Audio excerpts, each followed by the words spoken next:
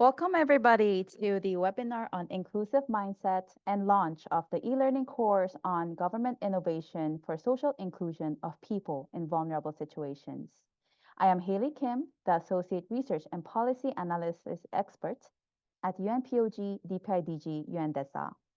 So this 75-minute webinar will introduce the importance of promoting an inclusive mindset in the public sector, together with the e-learning course on government innovation for social inclusion of people in vulnerable situations. So with no further ado, I would like to welcome Ms. Haeyoung Kim, Head of UNPOG DPIDG UNDESA, for her welcoming remarks. Ms. Kim, you have the floor. Thank you, Haley, for your warm introduction. Good morning, good afternoon, and good evening to all. Dear participants, it is my great pleasure to welcome you to the webinar on inclusive mindset and launch of the e-learning course on government innovation for social inclusion of people in vulnerable situations. A lot of people have registered and participated. This shows how important this topic is and gets people interested in it. Ladies and gentlemen, an inclusive mindset is essential for achieving social inclusion. The concept of an inclusive mindset is central to the principle of leaving no one behind. By embracing inclusivity, we not only uphold fundamental human rights, but also show our commitment to leveraging the collective potential of everyone. This drives our efforts toward creating a peaceful, just, and inclusive world. Socially including people in vulnerable situations is crucial in this effort. The Sustainable Development Goals report for 2024 highlights the importance of involving this group in the economic, social, and political life of their communities, aiming to build cohesive and resilient societies where every person can thrive. Dear participants, the role of institutions is critical in ensuring that no one is left behind. Since institutions are key to public administration and play a vital role in creating strategies and policies focused on people, it's essential that they are effective, inclusive, and accountable in meeting the needs of all citizens, particularly those in vulnerable situations. Strengthening these institutions is crucial to build trust, enhance public services, and promote sustainable development. Finally, using detailed data is important for addressing societal gaps and inequalities. By collecting and analyzing this data, we can understand the unique challenges different groups face and tailor our interventions to meet their needs. Leveraging data ensures that our efforts to create a more equitable and inclusive world are truly impactful. We will keep improving our efforts in this area with the new e-learning course to ensure that no one is left behind in achieving the 2030 Agenda for Sustainable Development. I believe that this will also contribute to the Second World Summit for Social Development in 2025. Today's webinar will provide a platform to introduce effective approaches, strategies, and real-world experiences at the national, local, and regional levels on social inclusion. It will also encourage our participants to take the e-learning course. I wish you all fruitful discussions and meaningful outcomes. Thank you. Thank you very much, Ms. Kim, for your inspiring words. We will now move on to the group photo. So to all panelists, if you can, could you please kindly turn on your camera so that our staffs can take a picture of you, and please show us your biggest smiles. Let's just wait for a couple of panelists to show their wonderful faces. And in the meantime, we will take a picture of you. Everybody smile. Thank you.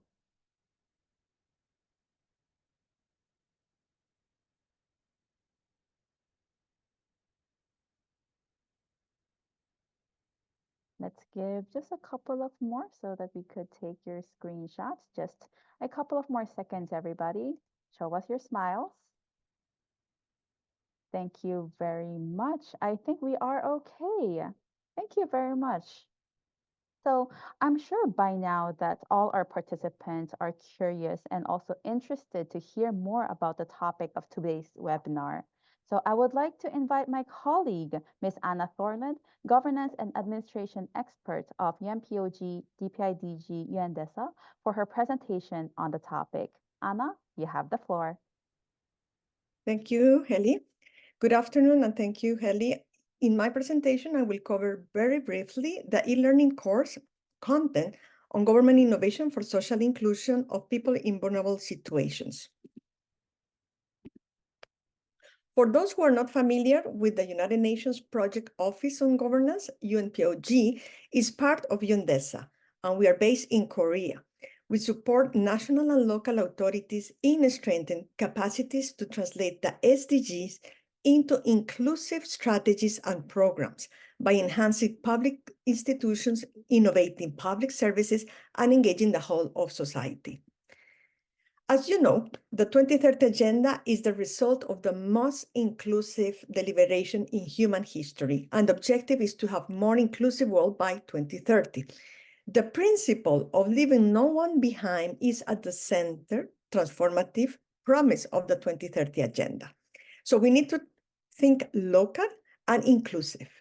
Stakeholder engagement as a whole of society approach is fundamental for inclusion. It innovates, engaging various stakeholders, including local authorities, civil society, community members, to ensure that the SDGs localization process is really inclusive and participatory. Last week, UNDESA launched the Sustainable Development Goals Report 2024, and the report highlights the importance of addressing inequality as highlighted by Ms. Kim in her opening remarks.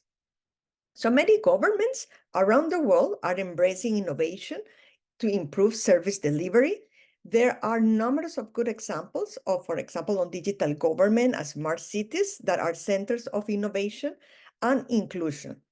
In Korea, in particular, there are excellent examples such as the Seoul Metropolitan City, Incheon Metropolitan City, and Sejong City, which consult with all groups in society and utilize technology and innovation to enhance the service delivery. But at the center of innovation is about people. People share development vision and create institutions to implement it. And as they are the ones who run governmental institutions and public services, people are at the center to every stage of government innovation, and this is particularly important. So we need to empower the capacity of public servants with new mindsets and with new capacities and skills. So what are these mindsets? What are these capacities? What are the capacities needed for an inclusive mindset? So we need, of course, an inclusive mindset, which is people-centered and inclusive, innovative mindset, so thinking out of the box, creative and risk-taking, leadership and in commitment for inclusion. There is a need of adaptability and flexibility, accountability and transparency, design thinking and integrative approach, empathy and communication skills, and of course, digital skills for innovative services and collaboration. The e-learning course is already available in UNDESA Digital Learning Center, which you will have in the chat, the link to access the course. We have been received already that around 30 people have already accessed the course. The course is available with certification and it has accessible features. It's not a fully accessible course, but it has some accessible features. So let me explain a little bit about the content. The e-learning course includes a module on understanding the sustainable development, and also the UNDESA curriculum on governance for the SDGs that is available for you to deliver capacity in your institutions to use, and also to learn yourself, to do TOTs. So all the curriculum on governance is available. Now we have an e-learning course. There is a toolkit on social inclusion for people in vulnerable situations. And now that toolkit has been converted into an e-learning course, which is structured around 6 thematic units. The first unit is about government innovation for social inclusion on vulnerable situations, which is a general part. The second unit looks into what is vulnerability, what are the root causes of vulnerability, the policy and legislative frameworks. Unit 3 covers a little bit more. It goes deep dive into addressing the root causes of vulnerability, the actions, the perspective, the governance. Unit 4 is about innovating public services and enabling ecosystems for social inclusion. That includes specifically digital transformation, data information, and we will have a presentation specifically on inclusive data. So Unit 4 is covering data governance, for example.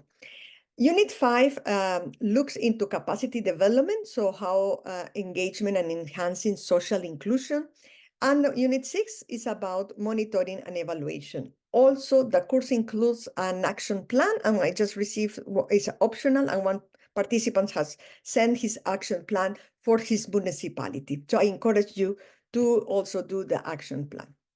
So vulnerable people, especially those experiencing multiple dimensions of vulnerability, unlimited by their social condition and position in society, can benefit from innovative public service delivery that is targeted to meet the complex needs. Vulnerability is complex and multidimensional. This will be covered also by our fellow panelists, Madhavi and Ms. Naja Turuk. They are going to cover the topic of vulnerability and leaving no one behind. But what I would like to mention here is it is very important the identification of vulnerabilities through disaggregated data, technical skills to analyze this data and make the policy decisions.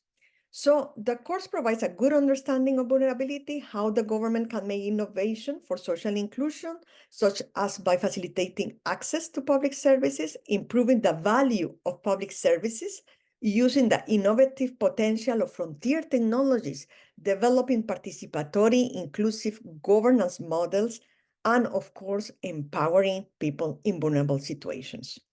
So how can you understand inclusive mindset? How we can define? There's a lot of different definitions, but we look at it can be defined as understood as the mindset that put emphasis on promoting the value of inclusion, on ensuring leaving no one behind by engaging those who are left behind, and listening to their voices and perspective, and integrate those voices into the decision-making process. So the course also highlights the 11 principles of effective governance for the Sustainable Development Goals, and one principle is specifically on inclusiveness. And this it's around effective accountability and inclusion, and it covers 5 principles: leaving no one behind, non-discrimination, participation, subsidiarity, and intergenerational equity. So these 5 principles that you have in your screen, they have guidance notes. So they have a lot of information for you to use. Very quickly, an inclusive mindset is structured around your belief, your attitudes, and your competencies. An inclusive mindset belief is that all people are equal in dignity and rights and deserve equal opportunities for a better life. And the attitude is committed to treating everyone with dignity and respect, empathy, tolerance, solidarity, and no discrimination. Very important, the competencies needed for an inclusive mindset is the respect for the diversity and non-discrimination, to promote public sector workforce diversity, intergenerational equity to ensure prosperity and equal of life for all, noting specifically the needs of today's children and how their current actions may jeopardize the basic needs of future generations. Empowering and participation and development awareness of own communities, and of course, the negotiation and facilitation to find solutions to a shared problem. So that is very important. Here are some of the skills and capacities needs. Communication, for example, leadership, commitment for inclusion is very important. Last point is about partnerships. Very important, strengthening the partnership to inclusive data, for example, building partnerships with different stakeholders to make the SDGs monitoring more inclusive and incorporates different perspectives and needs. And one last slide about encouraging you to participate in the UN Public Service Awards. The United Nations recognizes governments at all levels that have demonstrated how innovation, inclusion can change and improve people's life. So we recently conclude an exciting UN Public Service Awards here in Korea, and where many local authorities were recognized. I invite you to showcase your initiative at the upcoming forum, which is taking place next year in Uzbekistan. Also, UNPOG have launched a series of handbooks, and one handbook is dedicated of innovation, of local innovation for inclusion of people in vulnerable situations. And it's very well done with a lot of good case studies and resources. So please, you can also have other resources that can complement the course. Thank you very much.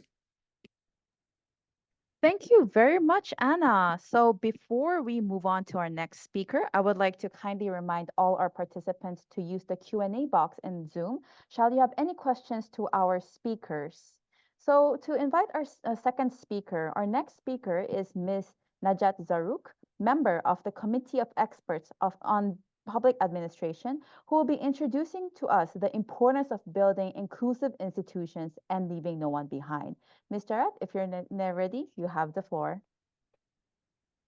Thank you very much, Haile. Let me just share my screen and we shall start.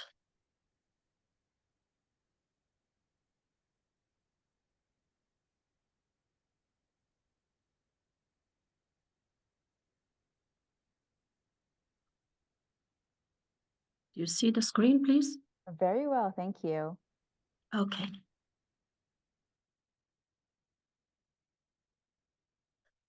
Assalamu alaikum wa rahmatullahi ta'ala wa barakatuh. Good morning, good afternoon from Morocco. Honorable Ms. Hayoung Kim, Head of UNDESA Division of Public Institution Digital Government, UNPOG, dear participants. It is an honor for me to join this timely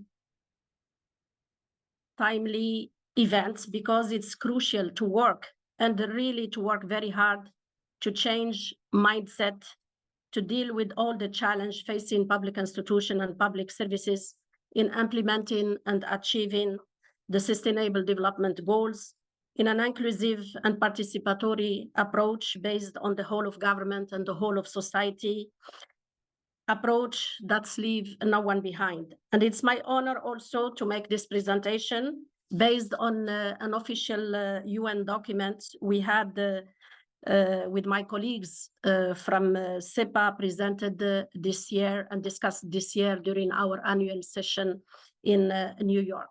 So the presentation is about building and anchoring inclusive institutions that leave no one behind, an SDG midterm review. I will focus on the rationale and centrality of building inclusive institutions that leave no one behind, the meaning and significance of this pledge, what are the main root causes that lead people to feel left behind, and how we can build an enabler environment to leave no one and no place behind. So the rationale and centrality of building inclusive institution and leave no one behind. Leaving no one behind is a global pledge because since 2015, it is a global commitment of the international community the cornerstone, the central and transformative promise of the 2030 Agenda for Sustainable Development by eradicating poverty in all its forms, ending discrimination and exclusion, reducing inequalities and vulnerabilities that leave people behind and undermine the potential of individuals and humanity as a whole. And the same commitment exists in other international and regional agenda. For example, the climate agenda, the new urban agenda, the Sendai framework on disaster risk reduction, the action agenda. And as African, let me also recall the 2063 Africa agenda and its aspiration number 1, which is calling for a prosperous Africa based on inclusive growth and sustainable development with an determination to eradicate poverty within a generation through the sharing of prosperity through the social and economic transformation of the continent. And the joint framework for action entitled Leaving No One Behind, Equality and Non-Discrimination at the Heart of the Sustainable Development, adopted in 2016, which aims to ensure that the United Nations system makes the imperative to combat inequality and discrimination the cornerstone of the organization action to support the implementation of the 2030 Agenda. Leaving no one behind is one of the 11 principles of effective governance developed and designed by SIPA and adopted also by ECOSOC in 2018 as a part of the pillar of inclusion. Indeed, to ensure that all human beings can realize their potential with dignity and equality without discrimination, public policies must take into account the needs, the aspiration, the priorities, the expectation of all the segments of the society, including the poorest and most vulnerable and those suffering from discrimination and exclusion. The political declaration adopted in September 2023, last year, during the high-level political forum on sustainable development under the auspice of the United Nations General Assembly, member states committed to act urgently to realize the vision of the 2030 Agenda as an action plan for population, planet, prosperity, peace, and partnership, ensuring that no one is left behind. And the Sustainable Development Goals report for last year also, in this document, it was confirmed that recent crises are deepening division between various dimensions of well-being. Unfortunately, a decades-long trend of reducing income equality globally has been reversed. More and more people are fleeing conflicts. The number of displaced people is increasing considerably. The population of slums is increasing. And the effect of these setbacks are mainly felt by women, by girls, by young people, elderly, people with disabilities, minorities, refugees, as well as several other vulnerable and marginalized population groups in different parts of the world. Leaving no one behind is linked to the theme of ECOSOC for this year, as we reach the halfway point in achieving the Sustainable Development Agenda and the SDGs. There is no need to emphasize that the world is not on a good track to achieve these objectives, particularly taking into account the impact of the COVID-19 pandemic, the current difficult global context marked by inflation and several conflicts. What is the meaning and significance of leaving no one behind? This pledge cannot be attained without addressing the most vulnerable population groups who are also disproportionately affected by the current crisis and conflict, such as these factors and consideration I mentioned right now, with emphasizing the fact that leaving no one behind is related to all the SDGs, but in particular, the SDG 1 about poverty, 2 about hunger, 3 about health and well-being, 4 about quality education, 5 about gender equality, and 10 about reduction of inequalities among countries. So leaving no one behind means full realization of human rights without discrimination on the basis of social status, sex, age, race, color, language, religion, political or other opinion, national or social origin, property, birth, disability, or other statutes. People or countries who are left behind can experience whether absolute deprivation, people live in multi-dimensional poverty, or below other minimally acceptable standards of security, income, public services, infrastructure, or well-being, or relative disadvantage, people experience exclusion, discrimination, and or deep-rooted inequalities, and or less able than others in society to access and to gain influence, to access power, to get an education, to access to healthcare, job markets, and have decent work, housing, acquire wealth, access to technology, while having a lower life expectancy. For UNDP, there are 5 key factors behind the feeling, or rather, resentment of being left behind.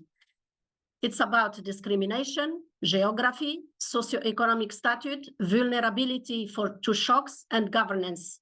And this may be a single disadvantage or intersecting disadvantage arising from several factors. And there are also several other models, approach, and tools that need to be mapped and analyzed to grasp this reality, which is not always easy to grasp. For example, we have the model of OECD and also the multi-dimensional poverty index. What are the main root causes that lead people to feel left behind? There are a lot of factors and consideration, different form and illustration of discrimination and inequalities, particularly against women and girls, and this is the half of the humanity, and other social categories. Social cultural factors which continue to prevent active, effective participation because indeed of mindset, norms, attitude, or stereotype. Socioeconomic and demographic factors, the geographic consideration like the landlocked area, rural area, inequalities between territories and between countries, for example, the island countries. The weaknesses and limits of public institution, public governance, public policies, public services at all levels, particularly at the subnational level. Even some public institutions and services are left behind. For example, education, health, water, energy, to name a few. A lack of political will and concrete commitment from leaders and civil servants, and sufficient means of implementation on a human, financial, and technical level, as well as misconduct, unethical behavior, and corruption. The impact of the global economic system, which can contribute to inequalities between countries and regions, particularly with regard to developing countries. The shocks and crises, these plagues of our time, like the global instability and security, uncertainty, conflicts, and wars, digital gap and digital divide, data challenge and gaps, and limited or even hindered social mobility for both cyclical and structural reasons. So how we can build an enabler environment to leave no one, no place behind?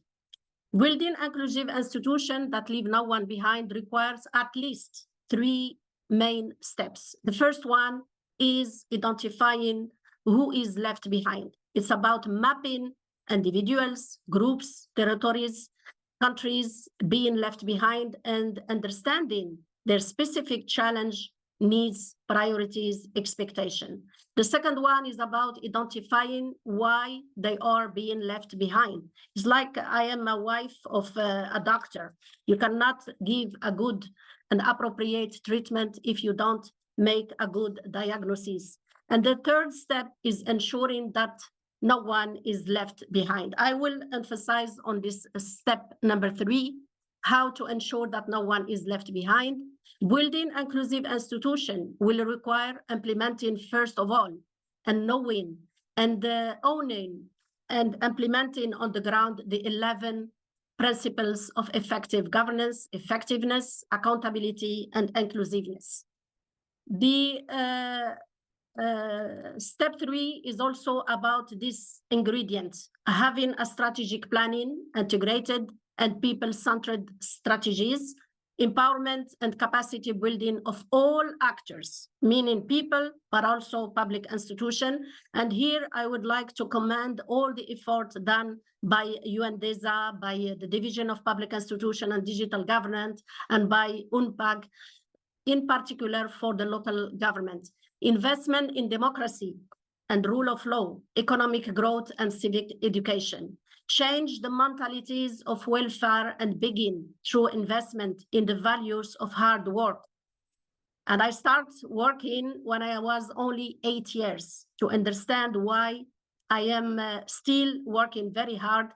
I am 64 years. I believe in the hard work and also the competitive spirit and the sense of merit.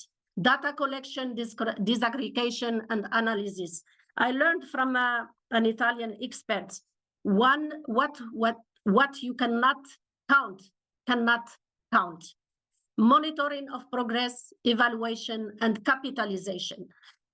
We all the time are seeing after each elections coming of new leaders, we will change everything, infrastructure, equipment, services, names of public services.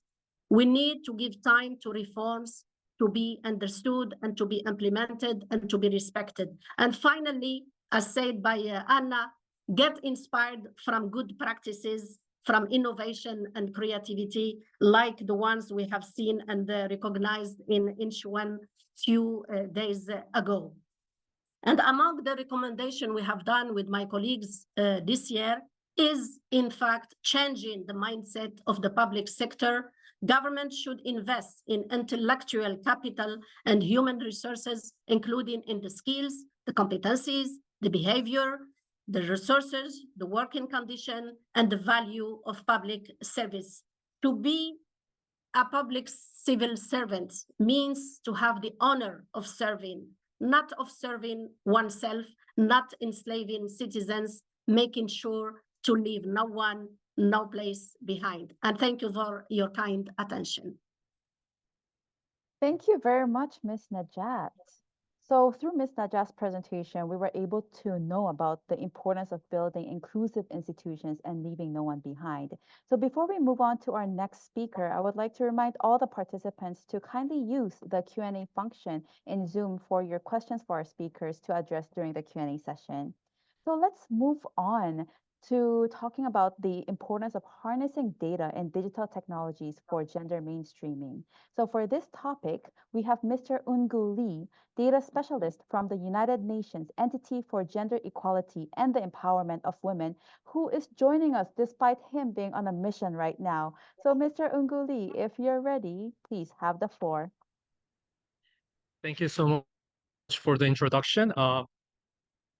Yes, I see this the presentation file.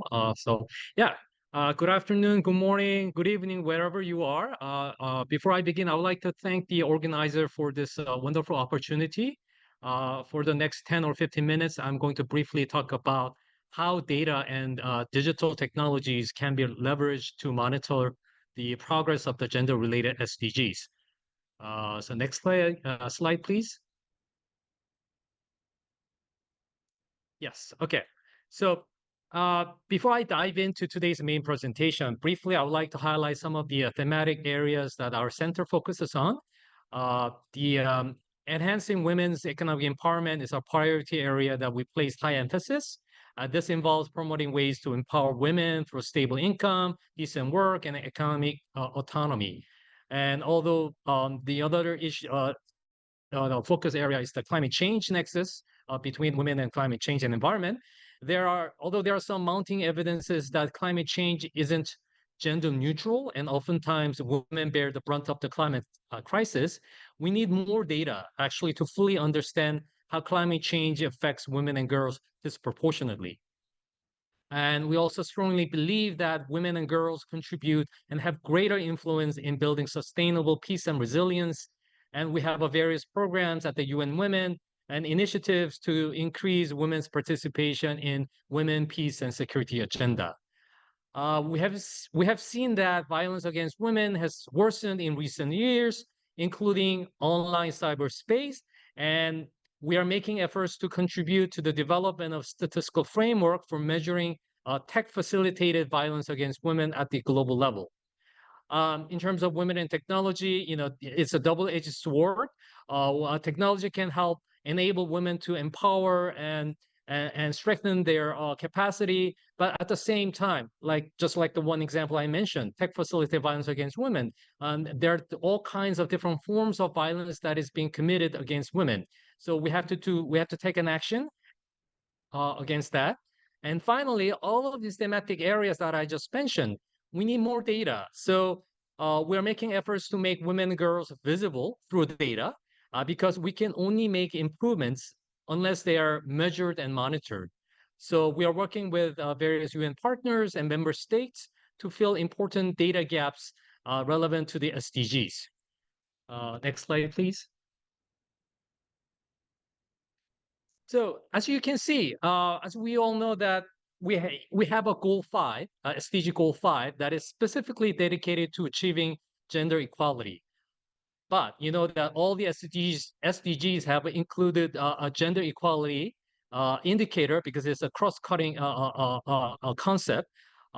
So but the reality is that, as you can see in the slide, that, for example, in goal 5, there are 14 indicators, and all 14 are gender-specific or relevant indicators.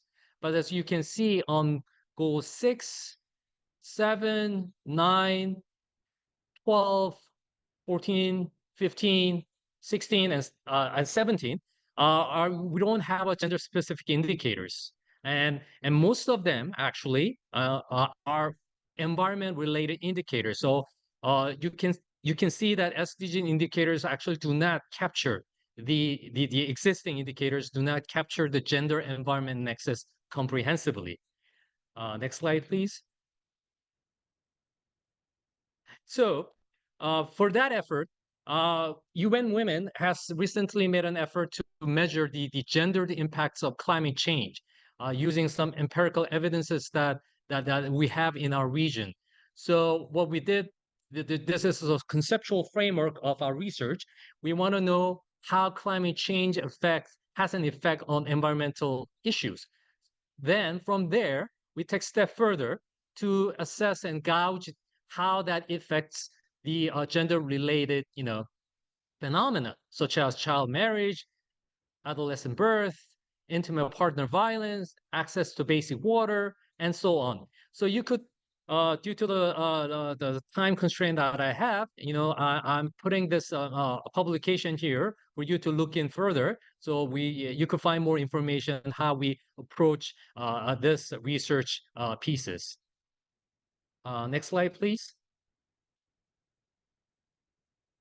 So what we are trying to do here is that we have the survey data, and we want to maximize the use of the utility of the survey data, but we are constrained and limited in terms of the availability. So here we are trying to integrate and use the survey data and the big data and geospatial information to bridge the data gap that we have. So we have used the DHS data, the mixed data, and other household survey data with available geospatial, variables, that is available on the web. And the latest available estimates from the GIS and DHS data were used to build a sort of like an AI model, a random forest model, to sort of like, and then we performed the statistical, analysis to find, is there an association between the survey, the list of the variables that were interested, such as child marriage, and some of the dependent variables such as the drought, the average day land surface temperature, aridity, and the proximity to the lakes, and that this gives us a more enriched analysis to find the nexus, how these variables have an effect on the women's lives. Next slide, please. So just as a quick result, we try to map the child marriage prevalence rates with the aridity level. So you could see that the block markers, the block markers represent areas with high child marriage rates, and you see that at the dark shaded green areas, we see less black dark the dots. All the black dark dot that which represent high child marriage rates are clustered around the light shaded green area, which indicates there's a high aridity. So this is a very initial research finding uh, that deserves, and we need to do more, deeper analysis to find the causal effects. But this just sort of like indicates that high aridity level is associated with child marriage rates. And one of the hypotheses we could draw from this conclusion is that, for Bangladesh, 60 or 70% of the GDP is heavily dependent on agriculture. With the rising aridity level, it has an negative impact on the agricultural crop, uh, uh, yields, which affects the income of the household. And this child marriage could be one of the coping strategy that household takes to mitigate the impact of the economic shocks in the midst of changing environment. Next slide, please. And this is another example that we did in Timor-Leste. You could see that there's a relationship between high aridity and the rise of the intimate partner violence. And like I said, we need to do more deeper analysis to sort of like really find the causal effect. But this is a very preliminary analysis that tells you that aridity is somehow related to intimate partner violence. Next slide, please. And this is another piece that we're doing at the moment. This will be published in the upcoming ASEAN Gender Outlook that we're trying to publish soon. This is another application, how we can use geospatial, the mapping technology to lay various variables. You could see from the map, the green dot represents the education facilities, and the dark markers, the black markers represent clusters with high adolescent birth rates of the cluster value. So you could see that on the upper northeastern part of the region, where the cluster, the dark block markers are clustered around, you see a high adolescent birth rate in that region where there is no education facility, and and with a and the red the red shaded area represents global human footprint index. This is one of those big data that is available publicly. So in the darker area, dark shaded red area represents urban area, and with this lightly shaded red area represents rural areas. So you see that black markers are clustered, which is high adolescent birth rate, are clustered around the region where there's no education facilities and in a rural area. So we're trying to see there's an association in there. Another next slide, please. So another piece of work that the UN Women and the Center is trying to push is that we want to implement some of the normative frameworks related to gender. And in 2022, a global framework, a statistical framework for measuring the gender-related killings of men and women have been endorsed during the UN Statistical Commission in 2022. And the statistical framework is out there for countries to own and to implement. We don't have a statistical definition. We don't have a universal definition that is agreed by the member states on femicide. So this statistical definition provides a metric, provides a criteria for countries actually to measure the definition of gender-related killings of women and girls. So this is a statistical definition, and it has 3 data blocks: block 1, 2, 3. Data block 1 is basically, killings committed by intimate partners. Data block 2 represents killings committed by the family members. And data block 3, you have 8 criteria. I don't have time to go through each of the 8 criteria, but you could refer to it. But if if a killing is done and falls into at least one of those 8 criteria, we would consider as a femicide in a statistical definition that is provided here. So we're trying to sort of like promote this normative framework within our region so that we have a comprehensive, common definition on femicide. And we're at the same at the moment we are trying to implement a pilot study in Fiji and Mongolia. So if any member states or joining this online e-learning program is interested, please feel free to reach out to me. We're here to support you. Next slide, please. Yes, so there is another Action Coalition indicators on technology and innovation for gender equality. This is another piece of normative framework the center is trying to implement to measure the tech facilitated violence against women. Sometimes, an act is started off in online and the actual crime is committed, realized in offline, and we are interested the online and offline continuum, how they are related to each other. And there are some indicators out there. This is an example of indicators prepared by the Action Coalition, and they have an indicator on technology and innovation for gender equality. But these are not.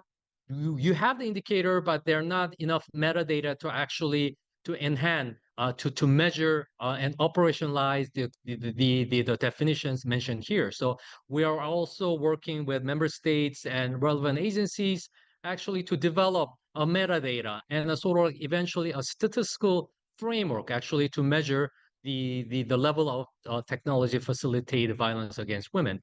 So these are some of the efforts that we're trying to push to measure the gender and different intersectionalities out there.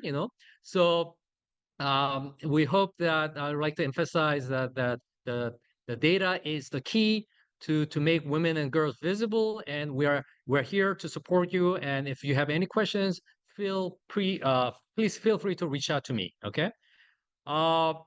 In terms of key takeaways of my presentation, as you can see, there's only very patched gender data for evidence-based policy, especially the gender and the climate and environment nexus. Without this data, there's very little way of knowing the progress being made towards the SDGs, and we need more deeper analysis for nationally representative individual level data to better understand intersectional inequalities such as child marriage and climate change. And I've introduced the use of big data and geospatial data and crowdsourced data, how they to produce to fill the related data gaps. And harmonizing data collection within countries and across country is crucial for crafting effective policies aimed at promoting gender equality. Okay, so thank you very much for your time and for inviting me to this e-learning webinar. This is my email. If you have any questions, I'll be happy to answer through the email. Thank you so much.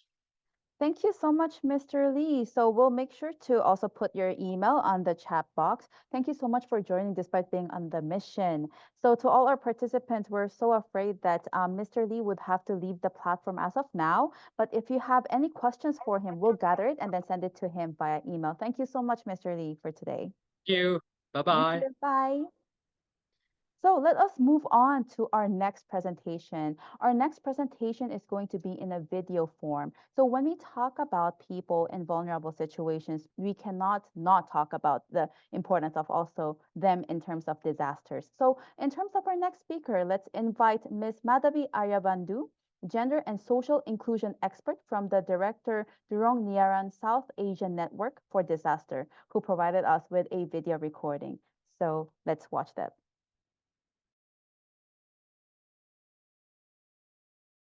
And from accessing public.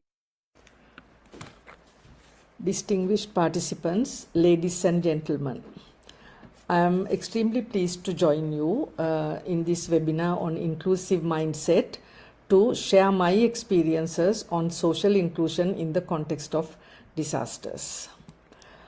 Let's first unpack disaster risk and vulnerability being important concepts when we talk about social inclusion. So disaster risk is the combination of three elements: hazard, exposure, and vulnerability.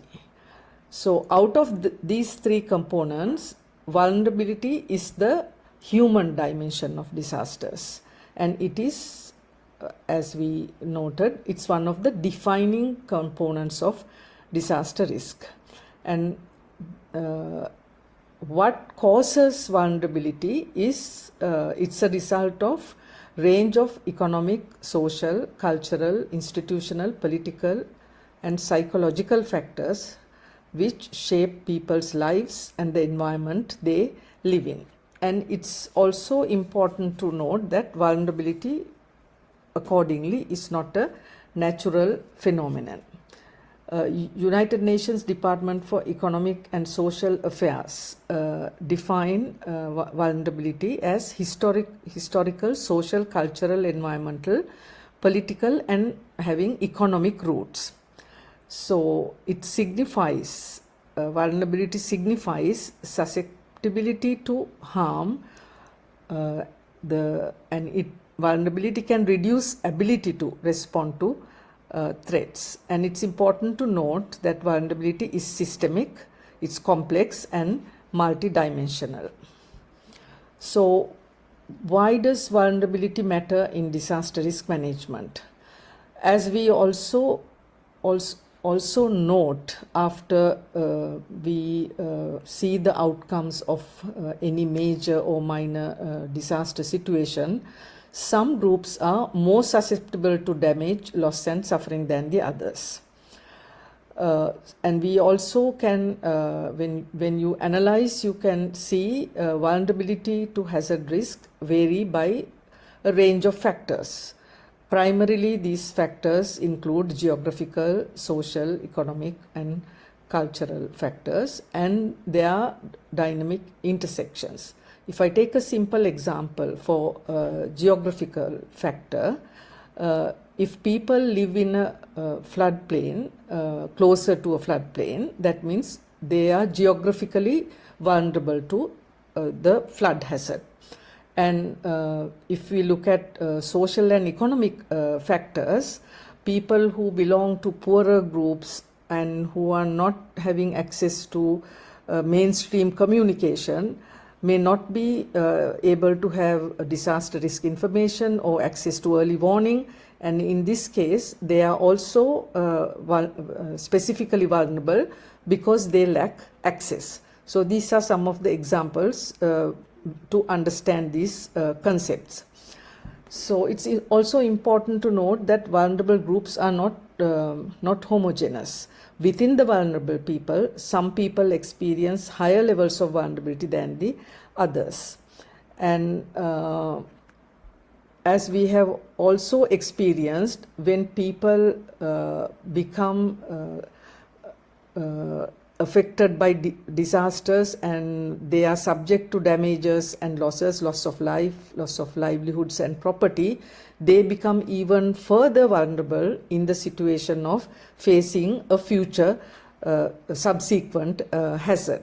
So therefore we say it is important to reduce vulnerability in order to reduce the disaster risk. So these are some of the issues and key considerations why vulnerability matter in disaster risk management and why we need to work on reducing vulnerability.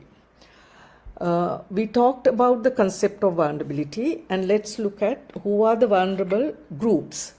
So, in addition to the broader factors of geographical, social, economic, environmental factors which make people vulnerable, when you look at the human aspect, we observe that person's sex, gender identity, age, physical ability, race, nationality are identified as some of the key factors that influence whether they are and how they are vulnerable and affected by disasters.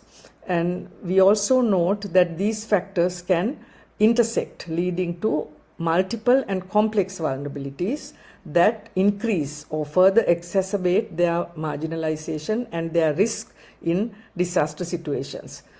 Let me take a simple example. If we take a family who is living in a floodplain and an elderly woman in a family living in the floodplain who is unable to move when the flood early warning is issued, we can see that she particularly is vulnerable because she is elderly and unable to move swiftly and respond to the warning, and because she is living in the floodplain. So there we see multiple factors of vulnerability.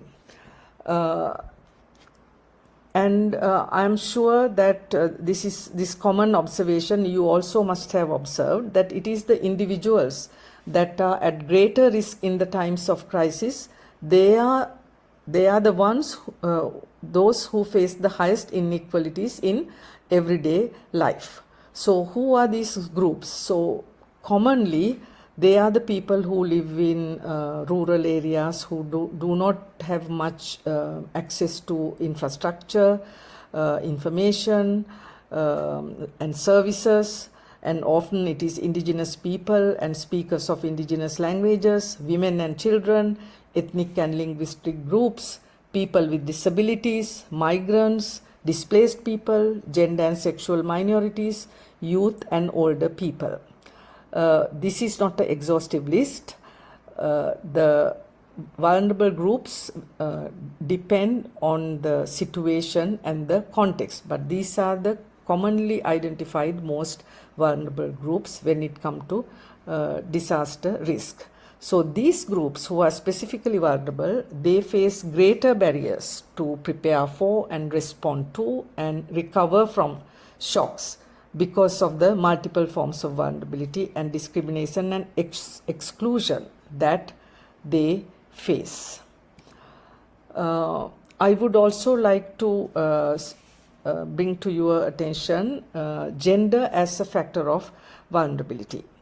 Gender relations are, it's well established, gender relations are a key consideration in determining vulnerabilities and capacities for disaster risk. It's very well established that pre-existing gender-based social, economic, political and institutional disparities result in overall subordination, a lower status for women and girls, exacerbating vulnerabilities in a disaster situation. I would like to share this piece of statistics from Indian Ocean tsunami just to prove this point, that in the 2004 Indian Ocean tsunami, out of 230,000 people who were very unfortunately killed, 70% were women. So there are many underlying reasons for this high figure of fatality in the Indian Ocean tsunami, where they were located, what sort of skills they were having, what sort of gender division of labor, that they were trying to save the elderly, the sick, the children, and they placed themselves last in terms of trying to save themselves, and multitude of other factors which are related to the gender division of labor, as well as the pre-existing social, economic and other disparities. So this is true for all social and age categories of women, and very clearly placing women and girls at greater degrees of disaster risk. It's important to know Hi, everyone. So due to time constraints, we're going to stop the video now, but please rest assured that the full version of the video will be available on our website as soon as this webinar is over. So let us try to keep to our time. So by now, I know that a lot of our participants would be curious about our e-learning course. How do you access it? How do you register for it? And what do you actually do within the e-learning course? So our office has actually prepared a step-by-step video for you to refer to when you are taking the course. So please take a look at this step-by-step video. Thank you.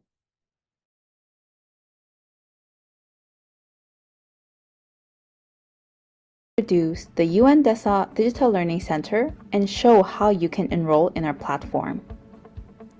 Finding your course in the UNDESA Digital Learning Center. On your internet browsers, please type in UNDESA Digital Learning Center. The platform will be located at the topmost section.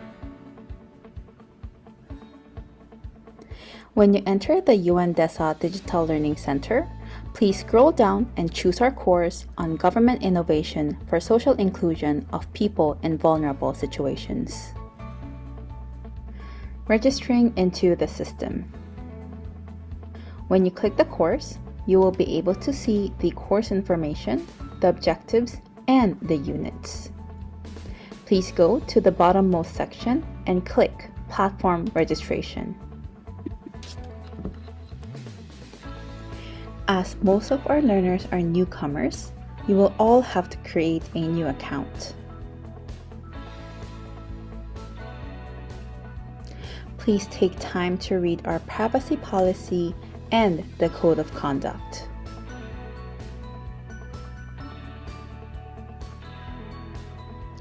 If you agree with both, please click Next and agree to both the privacy policy and the code of conduct.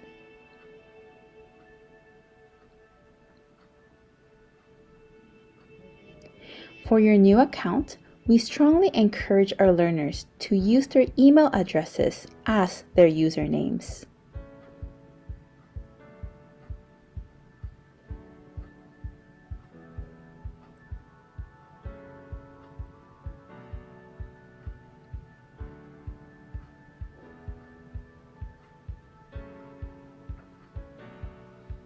After you have filled out the necessary information, please complete your registration by clicking the button I am not a robot and go through the security questions. Email confirmation. After the registration, a confirmation link will be sent out to all your emails. When you receive it, please make sure to also check your spam folder just in case the email has not arrived in your inbox. Also, please feel free to reach out to us should you occur any problems. And last but not least, course registration.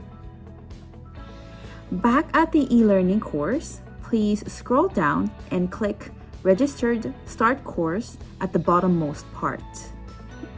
Please log in with your newly created accounts. Once you enter the course, you will be able to see a variety of resources. Please explore the platform first and start the course units once you are ready. Please also note that you will only be able to move on to the next unit after you have completed all the quizzes in each unit. Last but not least, please also note that you're eligible for the course certificate after you have completed the feedback survey. Please continue visiting the UNDESA Digital Learning Center for more offerings.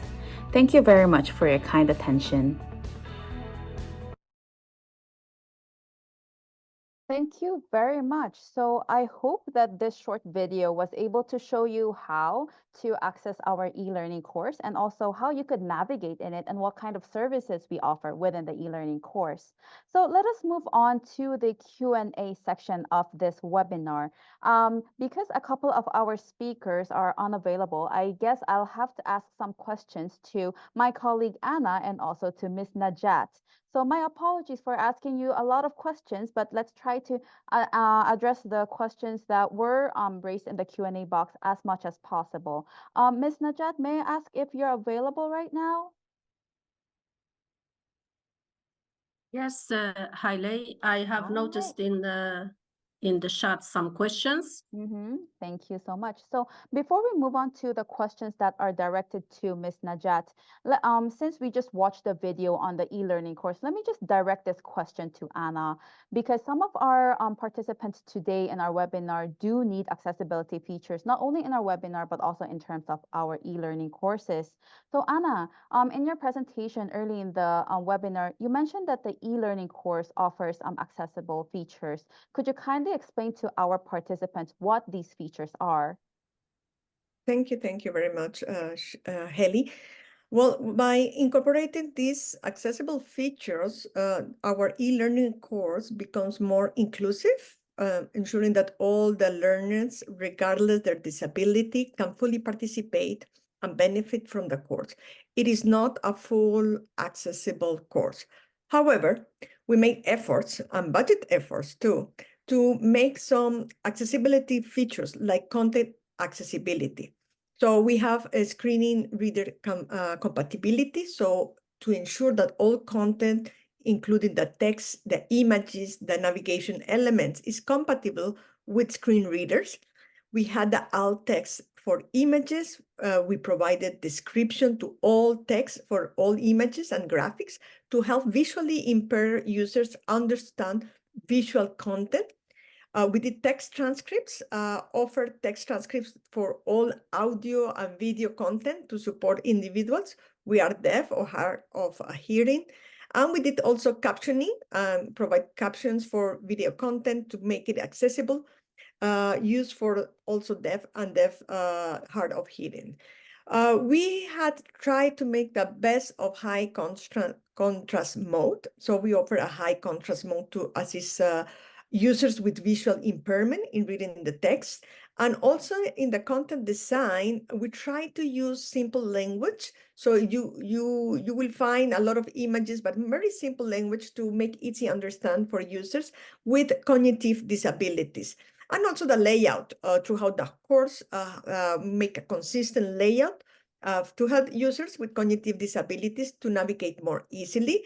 And also another feature is that you will see many bullet points, because what we're trying is to break down information into smaller, manageable chunks to make it easier to process. Of course, there's a lot more to do, and we look forward for your feedback, and then we can even make it better accessible for users. So please report accessibility issues and suggestions for improvement. Thank you. Thank you very much, Anna. So just to follow up a little bit on Anna's explanation, we just noticed some comments in the Q&A section asking us if the e-learning course is free and if it does have any specific time limits. So Anna, any comments on that? Yes, of course. The course is totally free, and there is no time limit because it's a self-piece for everyone. The only thing is that you have to complete all the quizzes in order to get the certificate, but there is no cost and there is no request of password and anything. So it's simple to access. Thank you. Thank you very much for the kind clarification. So let's address this question to Dr. Zaruk. Dr. Zaruk, so in your experience, what can be some of the more direct actions to ensure no one is left behind? Are there any specific approaches to take into account, example, some regional context when addressing people in vulnerable situations? This question has been a combination of our participant Roy and also our participant Salvo Chamo, both from the Philippines and Mozambique, respectively. Mr. Najat? Thank you so much, Hayan. Thank you to all the participants for their questions and also interaction. First of all, I like this quote from the book of Barack Obama, Odyssey of Hope. He said, it's not exactly what is written, but I will share it. He used to say that his mother used to say to him, each time you have to make a decision, ask yourself if it's good for you it will be good for others. It is bad for you, it will be bad for others. So this is about mindset. How we can leave no one behind. I will share with you two examples, concrete ones, one from my country and one from my Pan-African organization. How Morocco is working very hard to leave no woman, no girls behind. It is a long story. In Morocco, we have one of the oldest university built by a woman from her own money in Fez. So this is to show you the history matters. You cannot quickly make sure that to leave no one behind. The history matters and capitalization also matters. So our King Mohammed V give the opportunity to girls to go to school and access to education, including during the colonialism and protectorate. Our King Hassan II give the opportunity to women and girls to access the public service since, I guess, 1958.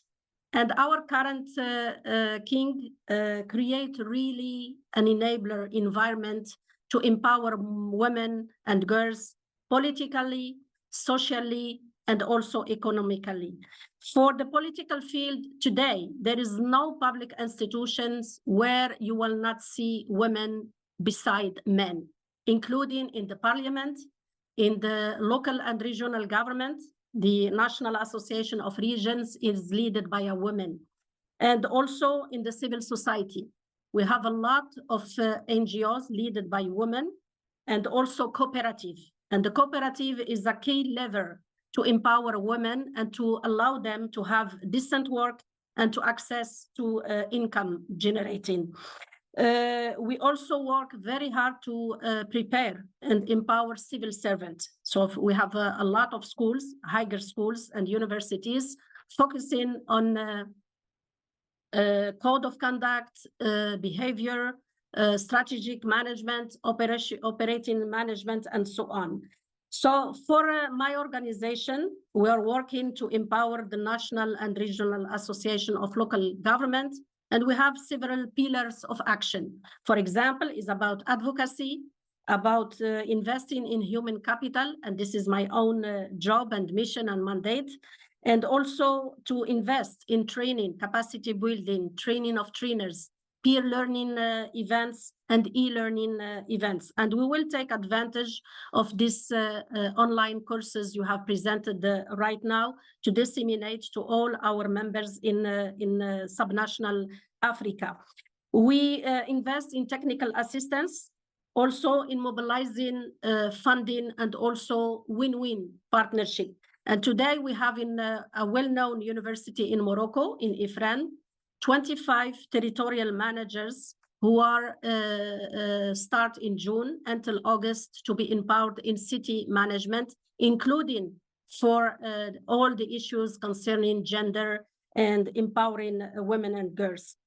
There was also a question about crisis management. Let me share with you quickly the experience of my country. During the pandemic of COVID-19, we have very best practices. First of all is the strong political will at the highest level of governance, namely by our king, His Majesty Mohammed VI, who put in place a national commission, national steering committee with all actors and stakeholders. So they start working together based on the whole of government and the whole of society approach that leave no one behind, mobilizing funding, mobilizing partnership at all levels, both in Morocco and from around the world, a strong communication strategy, and also monitoring progress and evaluating and taking advantage of this crisis moment to learn for the future, how we can deal with the crisis, whether it's health crisis or earthquake. Recently, we have an earthquake in near Marrakesh in House. We take advantage of this lesson learned to build better public institutions that leave no one, no place behind. I think I have replied to, yeah, from Bhutan, someone asked what are the main causes. I think I have recalled a lot of them, but let me emphasize again on the political will. Where there is a will, there is a way. At all levels of governance, not only central or national, but also at subnational level, regions, districts, counties, towns, etc. And also, we need to fight all forms of discrimination and prevent and fight corruption, misconduct, and unethical behavior. Thank you very much. Thank you. Thank you so much, Ms. Najat, for the comprehensive answers. I think Ms. Najat was able to answer a total of 3 questions in her Q&A session. Just to let everyone know that the e-learning course is once again very much accessible, and also we are sending the links to the presentations and also to the e-learning course via chat right now. So before we close this webinar, may I please kindly ask my colleague Anna just to give us a very short wrap up as to what kind of concepts were explained today and what can participants really expect from the e-learning course that we have launched today. Anna, you have the floor. Thank you, Heli. So as we conclude this insightful webinar on the e-learning course on government innovation for social inclusion of people in vulnerable situations, I hope that we leave with a renewed sense of optimism and empowerment. Today, we have delved into the heart of what truly matters. So we talk about the meaning of leaving no one behind and its significance, and which is at the core of the 2030 Agenda for Sustainable Development. It's not a theory, it's practical. And there were many practical examples shared in the today's launch. The e-learning course has even more experiences and more examples when you are going through the e-learning course.